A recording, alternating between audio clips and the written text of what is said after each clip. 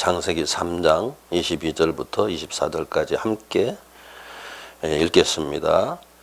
여호와 하나님이 이르시되 보라, 이 사람이 선악을 아는 일에 우리 중 하나같이 되었으니 그가 그의 손을 들어 생명나무 열매도 따먹고 영생할까 하노라 하시고, 여호와 하나님이 에덴 동산에서 그를 내보내어 그의 근원이 된 땅을 갈게 하시니라.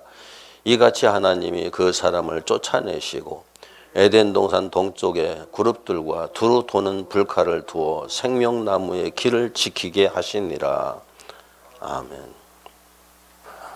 어떤 사람들은 바울이 철학을 세상학문이라고 했다고 해서 철학을 세상학문이라고 성도들에 가르치면서 그건 아예 생각지도 하지 말라고 그렇게 이야기를 하는데, 성경보다 위대한 철학 서적 없어요. 철학이라는 게 뭐냐면은 생각하게 하는 학문이거든요. 생각하게 하는 학문. 그런데 아무 생각 없이 성경을 보면은 그 사람은 성경이 보이지가 않아요. 볼 수가 없어요. 생각을 깊이 해가면서 해야 읽어야 되는데 생각을 하면서 읽다 보면은 이해가 안 되는 게 참 많아요. 그때부터 성령님께서 친히 가르쳐 주셔야죠. 역사하셔야죠. 이렇게 얘기하면 또 정 목사 신비를 말한다고 말할 수도 있는데, 하나님 자체가 신비예요. 하나님 자체가 신비고 말씀 자체가 하나님의 속성을 그대로 가지고 있기 때문에 신비 맞아요. 그런데 무속신앙이나 그런 것에서 말하는 그런 신앙 아니고, 불교에서 불교에서 특히 이제 티베트 밀교나 우리나라 밀교 같은 밀교의 속성을 가지고 있는 것들이 말하는 신비하고는 전혀 다른 신비죠. 신비 자체가 전혀, 이게 성질 자체가 달라요. 그런데 기독교 신비를 우리나라에서 이상하게 다른 그 무속신앙들의 신비, 불교에서 말하는 신비하고 같은 신비로 만들어 버렸어요. 이상하게. 왜 그렇게 저급한 신비로 만들어 버려요? 그게 아니거든요. 하나님 자체가 신비인데 아주 고급스러운 신비예요. 이 신비가 어느 때 가면은 우리가 다 이해할 수 있는 신비예요. 우리가 하나님의 형상으로 온전케 되어지는 날에 그냥 막연한 신비가 아니라 다 완전하게 다 이해될 수 있는 그런 신비들이에요. 그런 차원에서 우리가 접근을 한다고 하면은 성경에서 말하는 그 신비라든지 성경에서 말하는 철학이 무엇인지를 이해를 할 수밖에 없거든요. 그런데 지금도 우리가 이해를 해야 돼요. 이 부분에 대해서. 제대로 이해를 하지 못하고 막연하게 그냥 이건 안 되고 저건 안 되고 그러면은 우리가 하나님께서 말씀하신 그 말씀 속으로 들어가는 것 자체가 불가능하거든요. 전혀 불가능해요. 하나님 자체가 신비라니까요. 그리고 하나님 자체가 말씀이에요. 말씀이라는 것은 원리, 원칙, 기준, 법, 생명, 진리 이런 것들을 참 통합해 가지고 만들어 놓은 그 개념이거든요. 그렇기 때문에 이건 철학이 없이는 접근이 불가능한 거예요. 알고 보면 생각하는 그런 자세가 우리가 갖추어져 있지 않으면 불가능한 거예요. 어제 저녁에 TV에서 나오는 그 프로그램 속에서 질문하는 것에 대해서 최초의 질문이 뭐냐? 여러분들, 최초의 인간이 물은 최초의 질문은 무엇일까요? 인간이 물은 최초의 질문. 인간 자신에게 물었던 최초의 질문은 너는 누구냐, 나는 누군가 하는 거예요. 인간의 정체성에 대한 질문이에요. 여기에서 철학이 시작된 거예요. 모든 학문이 거기에서 시작된 거예요. 이 땅의 모든 학문이 다 거기에서 시작된 거예요. 인간의 정체성, 너는 누구냐 하는 데서부터 시작된 거예요. 소크라테스가 너 자신을 알라고 말했잖아요. 유명한 말이 됐잖아요. 그런데 소크라테스가 한 말이 아니에요. 신전 그 문지방에 이렇게 적혀있던 글을 인용한 것 뿐이에요.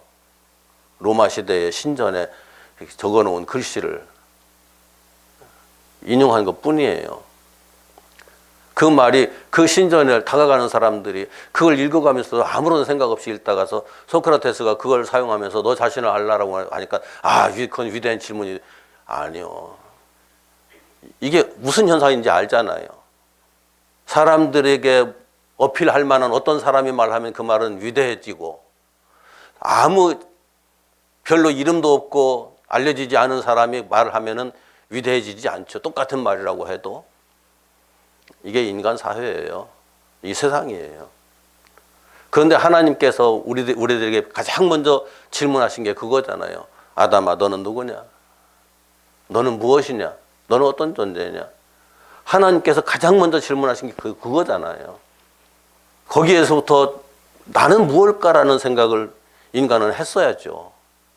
그런데 사람들이 나는 무엇일까라는 생각 지금도 거의 대부분의 사람들이 안 해요. 그냥 나는 나일 뿐이다라고 단순하게 생각하죠. 나는 나일 뿐이다라고 생각하는데 자기 자신에 대해서 설명하라고 하면은 기껏해야 내가 살아온 과정들 쭉 얘기하면서 그것이 나라고 얘기를 해요. 그건 내가 살아온 과정이지 내가 아니잖아요. 내가 이렇게 살았고 이런 거 배웠고 이게 무엇이 됐고 나는 지금 현재 이렇게 살고 있어. 그건 내가 살고 있는 현재의 모습까지 이르는 과정에서 있었던 역사를 얘기하는 거지. 그게 내가 아니라고요. 세상의 모든 존재는 역사를 통해서 자아가 형성되게 돼 있어요. 세상의 모든 건 물리적인 존재든 그래요. 그런데 우리 인간이 물리적인 존재로서의 자아라고 하면은 물리적인 존재로서의 자아? 그건 뭘까요? 맨 처음 어떻게 생겼을까요? 어머니 아버지를 통해서 이 땅에 태어난 그 이후로 그 역사를 쭉 얘기해 가면서 그게 나라고 말하면 그건 아니잖아요. 더 근본적인 건 우리가 알 수가 없죠. 우리가 아무리 노력해도 아무리 몸부림쳐도 뉴 에이지 철학자들이 말하는 대로 하면 우리는 정보의 집합체일 뿐이에요. 그냥. 그래서 나를 소개할 때 내가 획득한 정보만을 쫙 얘기해가면서 이것을 나라고 얘기하는 것 뿐이에요.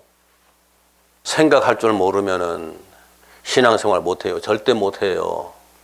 그래서 교회에 나오는 사람들에게 생각하는 사람이 되게 해주는 게 굉장히 중요한 거예요. 저하고 오랫동안 교제해가면서 공부한 목사님이 다음 세대를 어떻게 세워야 됩니까? 라고 몇 번 질문을 하는데 내가 그때마다 한 얘기가 그거예요. 정체성 세워줘라. 정체성을 세워줘라. 내가 어떤 존재인지 그것을 깊이 생각하고 내가 어떤 존재인가를 말할 수 있는 사람이 되게 하라. 그게 중요하다. 그게 안 되면 죽은 사람이에요. 그게 안 되면. 나를 모르니까. 죽은 사람은 자기가 누군지 모르잖아요. 그런데 내가 나에 대해서 모르는 사람은 내가 죽은 사람이에요. 맞아요. 그런데 재미있죠. 이제 신앙생활을 하다 보면은 하나님께서 우리를 하나님의 형상으로 창조하셨대. 이제 지식적으로 알죠. 하나님께서 우리를 하나님의 형상으로 창조하셨대라고 말했다고 해서 내가 지식적으로 그걸 알았다고 해서 나는 하나님께서 하나님의 형상으로 창조한 사람이야.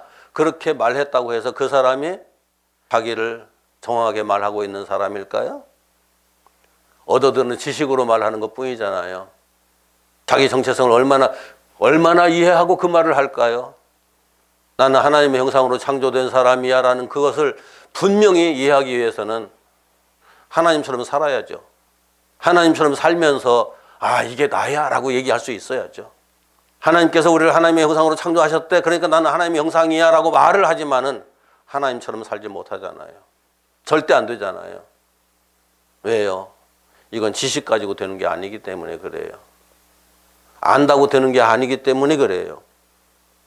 이게 하나님에 대한 하나님 지식을 하나님의 절대 지식을 절대 로고스를 말씀을 법을 원리 원칙 기준 법 진리 생명 이런 것이 아니죠. 그 자체가 그냥 하나인 건데 하나님 존재 하나인 건데 그 말씀이 내게 들어와서 한 존재가 되어야 비로소 그 존재라는 것이 확인되는 거거든요. 그런데 그 열매만 따먹어 버리면은 그 지식만 그 속에서 작용하기 때문에 그 순간부터 그 사람은 파멸의 길로 가게 돼 있어요. 그 순간부터 내가 하나님처럼 나는 대단한 존재야. 나는 이런 지식을 가지고 있어. 이런 지식을 가지고 이 지식을 보니까 이렇게 살면 우리가 대단하게 되는 거야라는 생각들 다 하죠. 우리에게는 하나님의 형상이 이미 죽었어요. 그 지식을 하나님의 절대 지식을 우리가 취하는 순간 상대적인 우리는 하나님의 형상으로서 자체를 보존할 수가 없는 존재가 되어버리는 거예요. 그런 현상들이 우리 주변에서 수없이 확인되는 거잖아요. 하나님께서는 하나님의 형상이 죽어버려서 하나님의 형상이 없는 인간이 육신의 존재로 영생하는 것 금하셨어요. 다시 한번 봅시다. 22절 시작. 여호와 하나님이 이르시되 보라, 이 사람이 선악을 아는 일에 우리 중 하나같이 되었으니 그가 그의 손을 들어 생명나무 열매도 따먹고 영생할까 하노라 하시고. 하나님의 형상을 잃어버린 인간이 하나님의 지식을 내가 부분적으로 취했다고 해서 그 지식을 가졌으니까 하나님처럼 살 수 있다 아닌 거예요. 그 상태 그대로 영생하게 되면은 어떤 현상이 벌어지느냐면은 정말 끔찍해요. 자, 히틀러가 영생한다고 생각해 보세요, 여러분. 어떤 현상이 생길까요? 무솔리니가 영생한다고 생각해 보세요. 어떤 일이 생길까요? 엄청난 권력을 가지고 세상을 마음껏 쥐락펴락 해가면서 영생한다? 아니, 그냥 멀리 갈 것 없이 푸틴이 저대로 영생한다고 생각해 보세요. 어떤 일이 벌어질까요? 세상이 온전히 남아날 것 같아요? 그러면 안 되는 거예요. 그러면 폴포트가 공산주의 사회주의를 이 땅에 실현해 보겠다고 한 국가의 인구의 3분의 1을 죽였잖아요. 싹 쓸어버렸잖아요. 한 국가의 인구의 3분의 1을 죽였으면서도 결국은 지가 이루고자 하는 거 못 이뤘어요. 지 마음에 드는 사람만 전부 다 놔뒀는데, 영생하면 그들은 반드시 하나님의 형상에 죽어버린 그 원래의 그 자아를 가지고 살면서 똑같은 일을 저와 여러분이 그 사람들하고 히틀러하고 무솔리니하고 푸틴과 크게 다를 것 같아요. 정말 착한 사람도 권력을 손에 들고 내가 뭐든지 마음대로 할 수 있다는 자리에 딱 서게 되면 그때부터 변해요. 알게 모르게 변해요. 그래서 하나님께서 영생하지 못하도록 하신 거예요. 내 삶이 끝나고 나면 그 다음은 어떻게 될까를 생각할 수 있게 하신 거예요. 이 땅에서의 삶이 다 끝나고 나면 이 땅에서의 삶이 끝난다는 생각을 하지 못하니까 문제가 되는 거예요. 항상 이 땅에서의 삶이 긴 것 같지만 긴 거 아니거든요. 순간이에요. 절대 길지 않아요. 앞으로 사는 날을 생각해 보면은 앞으로 10년 살아야 되는데, 20년 살아야 되는데, 30년 살아야 되는데, 그런 생각들 하겠죠. 그런데 지나온 30년을 한번 생각해 보세요. 긴 세월이었는지. 우리가 참 어리석어요. 정말 어리석어요. 그러면서 어떤 면에서는 자기 속에 있는 욕망이, 내가 뭐든지 할 수 있다고 하는 그 상황에 되면은 자기 속에 있는 욕망이 고스란히 드러나서 그 욕망을 따라 살게 돼 있거든요. 이것을 그 심리학에서 원초아라고 그러죠. 원초아. 가장 우리 마음속 깊은 곳, 우리 마음의 세계 가장 깊은 속에 자잡고 있는 나의 본질. 이것이 나의 90% 이상을 차지하고 있고 99% 이상 차지하고 있을 수도 있어요. 나머지 요만큼 빙산의 일각처럼 그만큼 겉으로 드러난 것 빼꼼히 내놓고 우리는 그걸 가지고 나는 선하다, 나는 착하다 해가면서 사는 존재들이 지나지 않아요. 자, 사회주의가, 공산주의가 왜 실현될 수 없는지 아세요? 사회주의가, 공산주의가 왜 실현될 수 없나? 사회주의, 공산주의 그 사상 자체가 나빠서 그런가요? 사회주의 좋잖아요. 모든 사람은 다 평등하고 모든 사람은 다 전체를 위해서 함께 존재해야 된다. 공산주의, 모든 사람은 소유를 다 똑같이 누려야 된다. 그게 여러분 솔직히 여러분의 그 마음속에 한번 생각해 보세요. 나는 그럴 수 있는지. 저 사람 가난하니까 내 거 절반 뚝 떼어 나눠주고 같이 살자. 이럴 수 있는 사람이 얼마나 되겠어요, 이 땅에? 나는 단 한 사람도 없다고 생각해요. 세상의 모든 사람들이 다 평등해지면은 지금 아프리카 참 오지에서 그냥 먹을 것 때문에 허덕허덕 하는 사람까지 다 평등해지려고 하면은 지구 전체가 가난해질까요? 부자가 될까요? 지구 전체가 다 가난해 허덕일 수밖에 없어요. 제가 예전에 시원교회에 있을 때 시온교회 그 노숙하던 그 교장 선생님 한 분이 오셨는데 그 교장 선생님이 노숙자가 된 이유가 뭐 구구절절히 다 알 수는 없지만 노숙자에서 벗어나기가 싫대요. 왜 그러냐고 물으니까 편하대요. 이렇게 편하대요. 오늘 어디 가면은 내 손에 얼마가 들어오고 먹을 거 생기고 그러니까 그것만 가져도 오늘 사는 데 충분하고 그렇게 모아진 돈 가지고 몇몇 사람 모여서 여인숙에 방 하나 얻어가지고 거기서 잠자고 아무것도 걱정할 거 없대요. 그런데 뭐하러 내가 일을 하느냐고 그렇게 얘기를 해요. 그러니까 이게 얻어먹는 것이 이미 습관화돼 버린 사람은 얻어먹는 것으로 만족할 뿐이에요. 일하는 것 자체가 귀찮아져요. 어떤 일이든지 내가 생각해야 되고 몸 움직여야 되고 그래서 공산주의가 안 되는 거예요. 사회주의가 안 되는 거예요. 왜요? 사람마다 사회주의, 공산주의를 이 땅에 고착화시키면 그 사람을 절대 욕망에 따라서 욕망이 있는데 그 욕망을 따라서 살지 못하니까 아무것도 안 하는 사람들 돼버리고 말아요. 이 땅은 물리적인 관점에서도 땅을 갈아서 농사를 지어가면서 거기에서 나오는 수확을 먹고 살아야 되는 그런 세상이에요. 알고 보면. 성경은 단순하게 그것만 말하고 있는 것 아니고 우리 자신도 갈아엎어서 하나님의 형상이 다시 부활할 때까지 끊임없이 우리 자신에 대한 생각을 늦추지 마라. 그것까지를 말씀하고 있지만 단순하게 생각하는 사람은 그거 뭐 밭일고 농사질하는 말씀이었네 라고 가볍게 받아들이죠.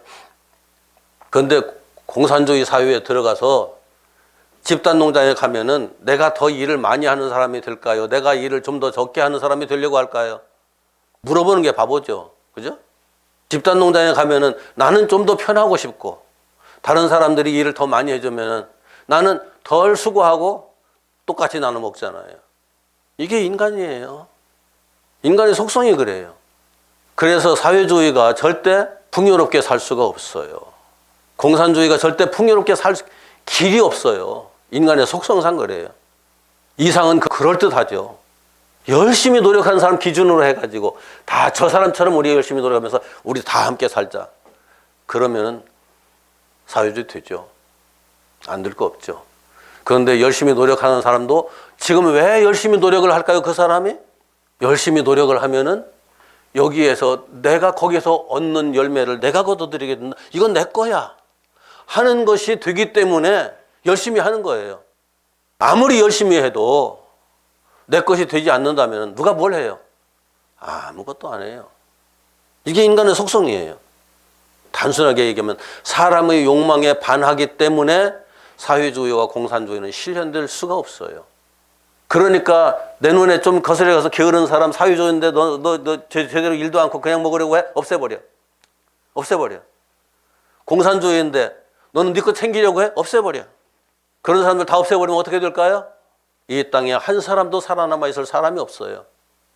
그래서 폴포트가 국민의 3분의 1까지 죽였던 거예요. 계속 죽이고 있었죠. 우리야 사람은 하나님의 형상에 죽은 채 에덴에서 살 수가 없어요. 에덴에서도 땅을 가는 건 여전히 해야 되거든요. 땅을 가는 건 해야 되는데 땅 가는 것조차 내 욕망이 채워지지 않는 상황에서 아무것도 안 하려고 할 거고 내 욕망을 따라서 살아갈 건 뻔한데 각기 자기의 욕망을 따라 살아가면 이 땅이 지옥으로 변하는 건 순식간이에요. 푸틴 같은 사람 이 지구상에 지금 러시아에 하나 있잖아요. 미국이 하나 더 나와 보세요. 미국에 러시아에 둘이 딱 부딪히기 시작하면은 전 세계가 아수라장되고 말아요. 푸틴이 크게 뭘 잘못하고 있다고요? 아니요. 그 사람은 자기 자신에 충실한 사람이에요. 자기의 욕망을 채우기 위해서 충실하게 지금 그 욕망에 끌려가는 것일 뿐이에요.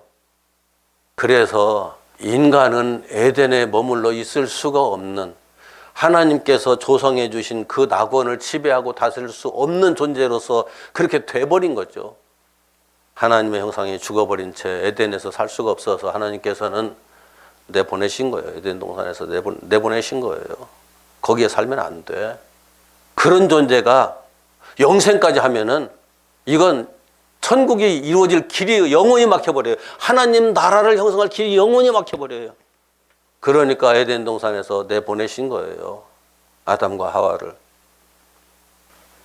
저는 하나님께서 아담과 하와에게 하신 최대의 축복의 말씀이 뭔가 하고 곰곰이 생각해 봤어요. 죽어버린 아담과 하와에게 하신 말씀, 최대의 축복의 말씀이 뭘까? 19절 다시 한번 읽읍시다. 이건 항상 그냥 마음속에 새겨두세요. 19절 시작. 내가 흙으로 돌아갈 때까지 얼굴에 땀을 흘려야 먹을 것을 먹으려니 내가 그것에서 취함을 입었음이니라. 너는 흙이니 흙으로 돌아갈 것이니라 하시니라. 인간이 흙으로 돌아간다는 이 기정사실을 하나님께서 딱 정해주시고 이렇게 선포하셨기 때문에 우리는 하나님의 형상을 회복할 기회가 주어진 거예요. 이 육신으로 영원히 살면은 하나님께서 허락하신 이 지구의 삶은, 이 세상의 삶은 그대로 아수라장이에요. 지옥이에요, 그냥. 욕망이 부딪히는 곳이 전쟁터잖아요. 인간의 욕망이 부딪히는 곳이 전쟁터잖아요. 그런데 그 전쟁터에서 살려고 그러면 절대 못 산다고 도망쳐 나오면서도 그 욕망의 끈을 놓지를 못해요, 인간은. 이게 엄청난 모순이죠. 엄청난 모순이죠. 우리 사람은 하나님의 형상이 죽은 채 에덴에서 살 수 없어요. 이게 아담에게 열매를 먹지 말라 한 것, 꼭 기억하세요. 그 나무의 열매라는 것이 나무에 매달린 열매 똑 따먹지 말라 그런 얘기가 아니고 하나님의 지식에 하나님의 지식나무잖아요. 하나님의 지식나무예요. 하나님의 지식나무를 통째로 내가 받아들여서 내 소유로 삼아야 되는데 그 지식나무를 통째로 내 존재로 삼아야 되는데 그걸 내 존재로 삼는 것이 아니라 열매만 똑 따서 내가 먹었단 말이에요. 이게 인간이에요. 하나님의 지식의 결과물만 내가 똑 따서 먹어버리고 내가 그런 사람 된 것처럼 착각을 하는 거죠. 그런데 어떤 지식을 내가 받아들이면 이상한 일이 발생해요. 제가 강의를 할 때 가장 힘든 사람들이 어떤 사람들이냐면은 학위를 가진 사람들이에요. 석사 학위, 박사 학위 가진 사람들, 다른 사람 얘기 절대 안 들어요. 그 분야에서는 자기가 제일이라는 거죠. 그런데 이상하게 세상에서 박사 학위 가진 사람은 다른 사람들의 말에 귀를 기울이는데 신학에서 박사 학위를 가진 사람들은 왜 다른 사람이 신학에 대해서 얘기하는 걸 귀를 안 기울이는지 난 모르겠어요. 이번에 우주선 우리나라에서 쏘올렸잖아요. 거기서 우주선 만드는 일에 참여하는 사람들이 거의 다 박사급들이에요. 박사들이고 박사급들이에요. 그런 사람들 자기들이 가진 지식이 전부 다라고 생각하지 않기 때문에 계속 몸부림치면서 노력하는 거예요. 어디 가서 무슨 정보 하나 더 들어가지고 무슨 기술 하나 더 익혀가지고 그걸 거기다 접목할 수 있을까 싶어가지고 끊임없이 몸부림치는 사람들이에요. 신학 박사라고 다 그런 건 아니지만은 신학에서 박사 학위를 가진 사람들, 아니 신학뿐만 아니라 다른 부분도 마찬가지예요. 제대로 된 박사가 된 사람들은 지금도 더 알려고 몸부림치는데 그렇지 않은 사람들은 박사 학위 따는 순간에 자기가 다 된 사람처럼 착각해 버리더라고요. 그래서 다른 사람 얘기를 안 들어요. 물론 그런 게 있어요. 다른 사람들이 논리가 부족하고 하는 말들이 그래서 가다가서 쫙 이어지는 논리가 이렇게 쫙 이어져야 되는데 뚝뚝 끊겨가지고 엉뚱한 방향으로 새버리는 그런 말들을 하는 사람들이 많아요. 신앙의 세계에서, 특히 신앙의 세계에서.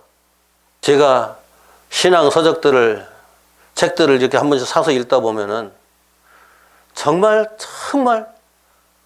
논리가 너무 부족한 책들이 참 많아요. 논리가 부족하다는 건 어떤 의미예요?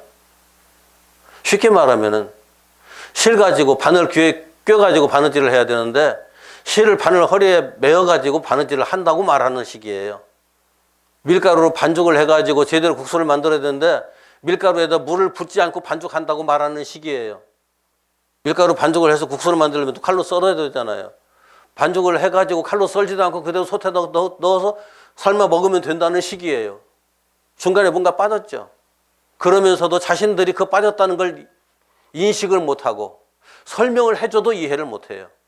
그런 사람들이 책을 어떻게 쓰고 있는지 난 모르겠어요. 자기가 쓴 책을 자기가 보면은 분명히 답답할 수밖에 없는데 자기가 책을 써놓고 보면서도 그걸 그렇게 논리가 엉성하다는 사실을 모르니까 이해를 못하니까 그냥 그대로 출판해버린 거죠. 나무의 열매를 먹지 마라. 이 나무는 또 다른 말로 말하면은 이것도 이제 논리적으로 설명을 해야 되겠죠. 지난번에 말씀드렸듯이 이 나무는 로고스예요. 말씀이에요. 하나님의 말씀, 하나님의 법이에요. 하나님의 법이기 때문에 하나님의 법이 죽이는 법과 살리는 법으로 구분될 수 있어요. 하나님의 말씀이. 그걸 누가 설명을 했느냐면 바울이 설명을 했어요. 하나님의 말씀을 내가 제대로 이해하지 못했을 때는 그 법이 죽어서 그 법이 제대로 작동을 못하고 내가 살아있는 사람처럼 됐었다. 그런데 하나님의 말씀을 제대로 이해하고 나니까 그 법이 살아나고 나는 죽었다. 이렇게 표현을 하거든요. 그런데 그 앞에 하나가 빠졌어요. 뭐가 빠졌느냐면은 하나님의 법을 맨 처음 하나님께서 딱 주셨을 때, 아, 이 법대로 살면은 내가 영원히 살 수 있어라고 하나님께서 말씀하셨거든요. 그러니까 말씀을 딱 보는 순간에, 아, 이 법대로 살아야지. 그럼 내가 영원히 살 거야. 이게 이때부터 착각이 일어나는 거예요. 그래서 그 말씀대로 살려고 애를 쓰죠. 안식일을 거룩하게 지켜라라고 말씀하셨어요. 안식일을 거룩하게 지켜라. 그런데 안식일을 지키다 보니까 안식일을 지킨다는 게 불가능하다는 것을 알게 돼요. 안식일을 거룩하게 지키면 내가 영생을 할 거야. 하나님께서 인정하시는 사람이 될 거고 내가 하나님 나라에 들어가서 영생할 수 있을 거야 라고 생각하고 열심히 지켰는데 지키려고 하면 할수록 안식일이 안 지켜지는 거예요. 못 지켜지는 거예요. 안식이 그냥 겉보기에 내가 오늘 하루 편안하게 쉬고 있으니까 안식일 지켰다. 그게 아니라 오늘 하루 내가 지나면서 아무런 마음에 불평도 없고 불만도 없고 어떤 것도 내 속에 나를 힘들게 하는 일들이 전혀 발생하지 않고 염려, 근심, 걱정도 전혀 없이 오늘 하루 동안 그냥 행복만 평안만 가득한 그런 하루를 여러분들 살아보신 적 있어요? 여태껏 살면서? 그럼 앞으로는 단 하루라도 24시간 하루라도 그렇게 살 수 있겠어요? 이 땅에 어떤 존재도 그렇게 살 수 있는 존재가 없어요. 왜 그런가 하면은 우리 안에는 우리의 본성이 끊임없이 움직이거든요. 그렇기 때문에 오늘을 살면서 내일을 걱정할 수밖에 없고 다음에 어떤 일이 일어날 건데 그 일은 어떻게 하나 그런 생각을 할 수밖에 없고 이미 그 사람은 안식일을 지키지 못한 거죠. 그러다 보니까 안식일 지키지 못했는데 말씀을 지키지 못했으면 그 사람은 죄인이야 라고 하나님께서 말씀하셨거든요. 그 사람은 죄인이야. 그런데 죄인이라고 내가 뭘 남을 때리거나 뭐 훔치거나 뺏거나 뭐 남을 해롭게 해가지고 내가 죄인인가라고 생각했는데 아니에요. 내가 안식을 지키지 못하는 이유가 내 생각 때문이거든요. 내 마음 때문이거든요. 나 때문이거든요. 왜 내가 어떤 존재인가를 깊이 들여다보니까 하나님의 형상이 죽어서 하나님처럼 살 수 없는 존재가 되었구나. 그래서 그렇구나라는 걸 깨닫는 거죠. 이미 하나님의 형상이 죽었는데 그 사실을 알지 못하고 하나님처럼 살려고 그 안식을 온전히 지킬 수 있는 존재가 되려고 몸부림쳤던 것 그 자체가 굉장히 허무해지는 거죠. 그 순간에. 그러면서 나는 죽었구나. 하나님의 형상이 죽어 있기 때문에 이 한계성 속에 내가 살고 있구나 하고 비로소 깨닫는 거예요. 그래서 하나님의 법이 나를 살았다고 착각했던 나를 죽여버리니까 죽이는 법이라고 그렇게 표현한 거죠. 그래서 내가 죽었다는 사실을 인정하고 나니까 그때 하나님께서 새로운 생명, 내 생명을 너에게 준다. 내 생명 받아라. 나를 먹어라. 나를 마셔라. 예수님께서 오셔서 그러시잖아요. 하나님을 내 안에 새로운 존재로 받아들여야 내가 사는 거죠. 그때 이 말씀이 살리는 법이 되는 거예요. 비로소. 진짜 살리는 법이 되는 거예요. 예전엔 나를 그 말씀대로 살면 내가 살 거야 라고 착각했었는데 내가 죽었구나라고 확인하고 나니까 말씀 통해서 확인하고 나니까 그 말씀 통해서 다시 하나님께서 내가 너를 살릴 거야. 그래서 죽이는 법과 살리는 법이 그렇게 확인되는 거예요. 선악 지식의 나무는 먹지 마라. 먹으면 반드시 죽는다. 하나님의 말씀을 제대로 먹은 사람은 죽어요. 반드시 죽어요. 그런데 그렇게 죽어야만 다시 하나님께서 완전한 피조물로 창조하시거든요. 다시 부활시키시거든요. 그래서 그 말씀 로고스 자체를 온전히 형식만 받는 것이 아니라 내 지식으로만 받아들이는 것이 아니라 존재로 받아들이면서 비로소 생명나무의 열매를 먹은 사람, 생명나무를 먹은 사람이 되는 거예요. 생명나무와 선악을 알게 하는 나무, 다른 나무가 아니에요. 그냥 하나님의 말씀 로고스에 똑같은 건데 이것을 둘로 나누어서 우리들이 그렇게 생각을 하고 그렇게 접근을 하게 돼 있어요. 이것을 갈라디아서에서 바울이 이렇게 접근을 하죠. 아브라함에게 하나님께서 언약을 2개를 주셨다. 아니, 보면 하나밖에 안 주셨어요. 하나밖에 안 주셨는데 하나는 아브라함이 해석하는 법이에요. 하나는 하나님의 말씀 그대로예요. 아브라함이 하나님의 말씀을 해석을 했어요. 나에게 자식을 주시겠다고? 그래, 자식을 주신다고 했으면 내가 자식을 낳아야지? 그래가면서 내가 자식을 낳으려고 이제 수단과 방법을 막 찾는 거예요. 그러다가 사라가 내 종 하가를 줄 테니까 그걸 통해서 자식을 낳으면 돼. 아브라함이 맞아 그러면 되겠어. 그래서 하가를 취해서 자식을 낳았거든요. 그게 이스마엘이에요. 하나님께서 그 이스마엘 내쫓으라. 하갈도 내쫓으라고 말씀하시거든요. 그건 내가 언약한 게 아니야.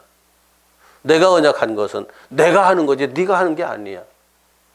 지난주일 말씀하고 같이 연결해서 생각해 보세요. 우리는 수없이 무언가를 내가 해야 된다는 생각 속에 항상 얽매여 있어요. 그래서 이것도 내가 해야 되고 이것도 내가 해야 되고 내가 해야 되고 내가 해야 되고 아 나는 못하겠네? 아 나는 못하겠네까지 가면은 그때 하나님께서 하십시오라고 딱 놔버려야 되는데 십자가에 못 박아야 되는데 그것도 제대로 못해요. 우리는. 아 안 되네? 그랬다 다시 또 다른 방법이 있을 거야. 또 찾죠. 어쩔 수 없이 우리는 그런 과정을 거쳐야 돼요. 이스마엘을 낳아보지 않고 이삭을 낳는 것 자체가 불가능한 구조예요. 우리 존재 자체가.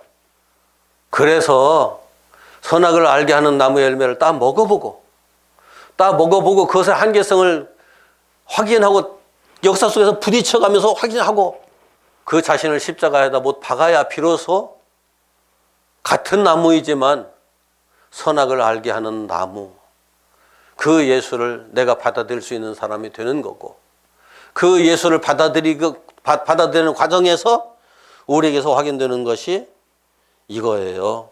24절 같이 읽습니다. 24절 시작. 이같이 하나님이 그 사람을 쫓아내시고 에덴 동산 동쪽에 그룹들과 두루 도는 불칼을 두어 생명나무의 길을 지키게 하시니라.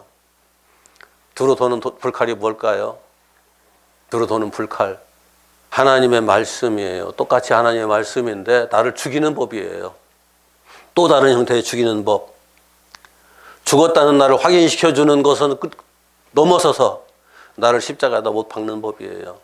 그러니까 힘들죠. 어렵죠. 그냥 통과하는 게 불가능해요. 내가 죽어야만 통과할 수 있는 법이에요. 십자가의 법. 예수 그리스도와 함께 자기 자신을 십자가에다 못 박고 죽고 보니까 예수께서 부활하실 때 나도 예수 안에서 함께 부활하는 그 놀라운 영적 신비의 역사가 그렇게 일어나는 거죠. 그럼으로써 비로소 이 불칼을 통과해서 영생으로 넘어가는 거예요. 이것이 신구약 전체에 새겨진 하나님의 구원의 비밀이에요. 이것을 알지 못하고 하나님께서 불칼 주셨대. 불칼 어디 있지? 그 말도 안 되는 생각들을 하고 있으면은 언제 성경에 접근해요? 언제 하나님의 말씀에 우리가 제대로 접근해서 그 말씀 속에서 하나님께서 원하시는 그 일들을 우리에게 이루어질 수 있을까요? 선악을 알게 하는 나무와 생명나무 둘 다 하나님의 말씀이고요. 그 말씀 선악을 알게 하는 나무에서 생명나무로 넘어가는 과정에서 불칼을 통하지 않으면은 들어갈 수 없는 구조가 하나님의 말씀에 그 역사가 진행되는 구조예요. 과정이에요. 꼭 한 가지 꼭 기억하세요. 너는 흙이니 흙으로 돌아갈 것이니라. 너는 흙이니 흙으로 돌아갈 것이니라. 이 육신은 언젠가 죽으면 땅에 묻히고 땅으로 흙으로 돌아가요. 흙으로 돌아가지 않고 내가 여기서 10년, 20년, 100년, 200년 살 거다라고 생각하는 그 어마어마한 착각이에요. 신천지 이만희가 자기를 신이라고, 자기 입으로는 절대 신이라고 말 안 해요. 주변의 사람들이 이만희를 자꾸 신이라고 해요. 이만희는 그걸 부정을 안 해요. 누가 직접 물으면은 당신이 신입니까? 아, 나는 신이 아니야 라고 말하지만은 주변 사람들이 당신이 신입니다 하면 절대 부정 안 하거든요. 정말 더러운 속임수죠. 그러면서 제가 그 다른 교회 가서 만난 그 신천지 여자 신도가 이만희는 절대 신이 아니라고 그랬더니만 이만희가 죽으면 내가 믿을게요. 그 말을. 그 사람은 예수님, 그 사람들은 이만희가 죽지 않는다고 믿는 거예요, 지금. 죽지 않고 영원히 살 거라고. 이만희가 집회하는 동안에 신비한 일도 많이 일어나요, 솔직히. 그런 것들을 일일이 다 얘기를 안 해서 그렇지. 그런 것들을 보면서 와, 이만희 정말 살아있는 신과 같은 존재다라고, 신이라고. 그 사람들은 믿는 거예요. 그러니까 그런 이만희는 죽지 않는다고 생각하는 거죠. 그러면서 저한테 그렇게 얘기를 해요. 이만희가 죽으면은 이만희가 신이 아니라는 걸 믿을게요. 그런데 이만희 지금 얼마나 많이 늙었는지 보잖아요. 안 죽으려면 늙지도 말아야죠.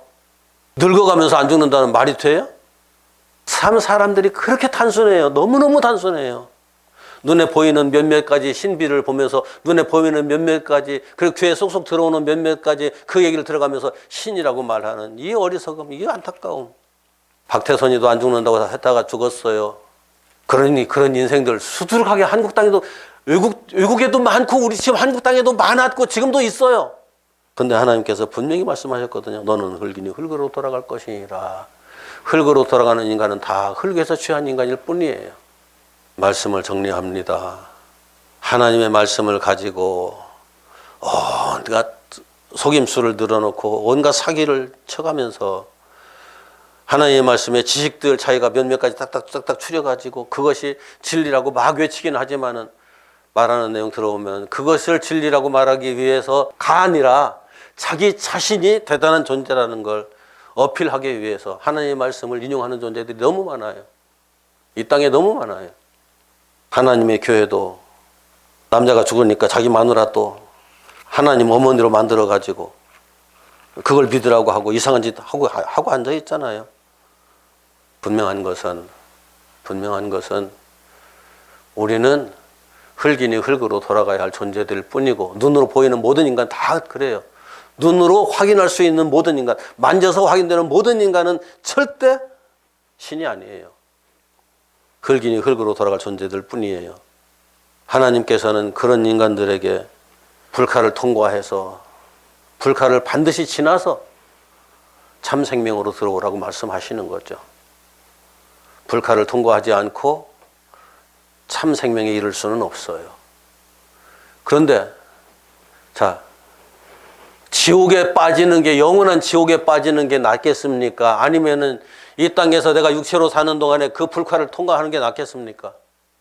영원한 지옥에 빠진다는 생각들을, 아니 이게 진짜 참 정말 답답한 것이 우리 한국의 구원파들 때문에 문제가 심각하게 지금 우리 한국 교회에 자리 잡았는데, 예수의 이름만 부르면 다 구원받는다. 하나님의 이름만 부르면 다 구원받는다. 아멘 할렐루야만 하면 다 구원받는다.